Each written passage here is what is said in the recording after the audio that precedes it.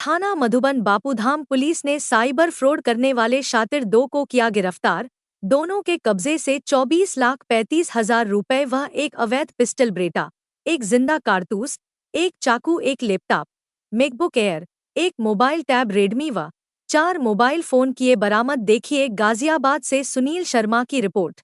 थाना क्षेत्र मधुबन बापूधाम में दिनांक 8 जनवरी को एक व्यक्ति लक्ष्य शर्मा के द्वारा यह सूचना दी गई कि उनके परिचित मित्र अक्षित के द्वारा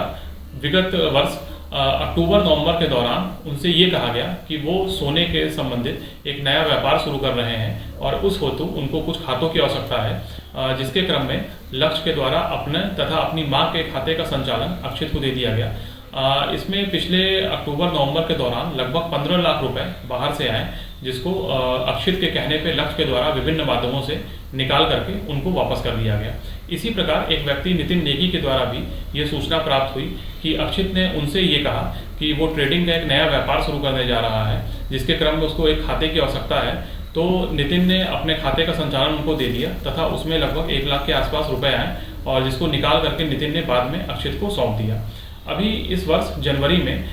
ये तीनों खाते जब बैंक से सीज हो गए, तब इन लोगों को ये ज्ञात हुआ कि ये जो पैसा बाहर से अक्षित ने व्यापार से संबंधित कह के मंगाया था, ये महाराष्ट्र में हुए एक साइबर फ्रॉड से संबंधित पैसा था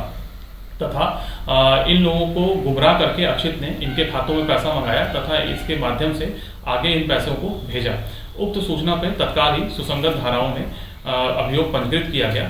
घटना की विवेचना के दौरान यह ज्ञात हुआ कि अक्षित के साथ इसमें 2 अन्य लड़के